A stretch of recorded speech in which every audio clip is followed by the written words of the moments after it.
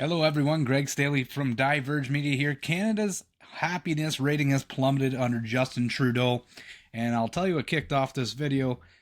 Liberals are having a hard time coping with the fact that Prime Minister Justin Trudeau has been forced to resign by his absolute unpopularity as Prime Minister of Canada. And this is a group here that has been, an individual on Twitter that thinks things have never been better in Canada. They shared a very old happiness rating index. Canada being rated as one of the top 5 countries in the world to live in every year for the last 10 years is what you called shipwrecked in response to a tweet I put out about how the Liberals will not obtain, they're basically ruined for the next 2 elections, 10 years. And I called it Trudeau shipwrecked the party. They show Canada is often considered to have a high quality of life, ranking high in various reports. And they show U.S. News and World Report in 2021, Canada was ranked top country in the world to live in, and 2022 is ranked 3rd. So, isn't it amazing in Canada? But here's the issue. There's new data out. This from the CBC. Young Canadians' happiness has fallen sharply for Canada and U.S. in global rankings. Finland is again the world's happiest people for the 7th year in a row, according to the report.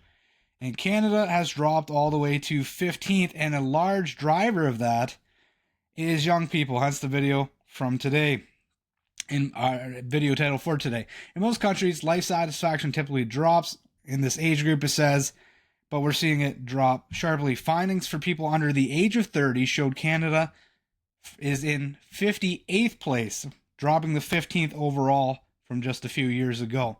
So, I'm going to pull this up. Closer look at the numbers. Ranking of happiness of the young, people under the age of 30. Basically, if you pull out the age group of your older population in Canada, Canada is extremely unhappy, especially in the under 30 category. So, countries that are happier in the under 30 category include Lithuania, Serbia, Iceland, Denmark, Luxembourg. We can continue down the list. We have Hungary's happier, Bulgaria, Saudi Arabia, Estonia, Thailand, Portugal, Germany, France, Guatemala, Montenegro, Cyprus, Greece, and Malta. And then we have Canada in 58th, all the way down from where we were just a few short years ago. Trudeau has truly robbed young people of their happiness. So just pull this up here for everyone. I guess I didn't have that up. And we can see this is from the World Happiness Report. Under 30, Canada all the way down to 58th. So this idea that Canada is a extremely happy country and a great place right now for those under the age of 30 is just not realistic. The reality is that Canada is a rough place to be right now. The fact of the matter is housing prices are out of control. In previous videos, we've talked about inflation. Housing in just the last few years, I think it was 2017 to 2022, rose for a 2-bedroom apartment roughly 42%. In those next couple of years, from 2022 to 2024, likely gone up more. We went through how inflation has affected regular household items, how items like hamburger from 2017 to 2024 are up 38-40%. And this is kind of the reoccurring theme under Trudeau. Everything's gotten more expensive. And it turns out that a government that seeks to do everything for people, in essence, spend money hand over fist, is a problem.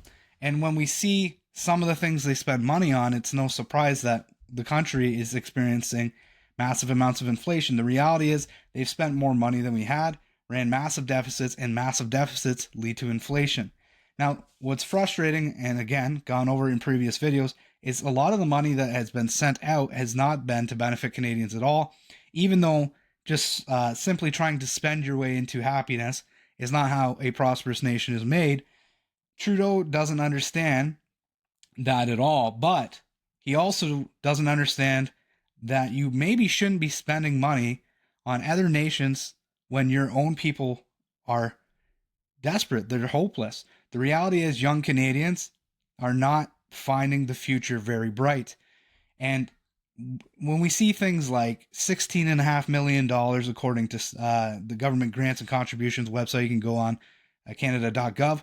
When we see the government spending things like $16.5 million to study diarrhea in Bangladesh, while Canadians suffer, it's no wonder things are in the current state that they are. This government is more than willing to spend hand over fist on whatever ideology they deem fit, but they also don't understand the crux of the problem. Spending doesn't get you a prosperous nation. Spending only gets you broke. When the credit cards are maxed, you don't decide to go out and spend more. You rein in the spending. It turns out that there's consequences to bad ideas, and Canadians are now facing the consequences of Trudeau's bad ideas and 9 years of them. It turns out that legal marijuana wasn't the best way to elect a prime minister, and now that the smoke has cleared, Canadians are truly paying the price. I'm Greg Staley from Diverge Media, and until next time, we'll catch you then.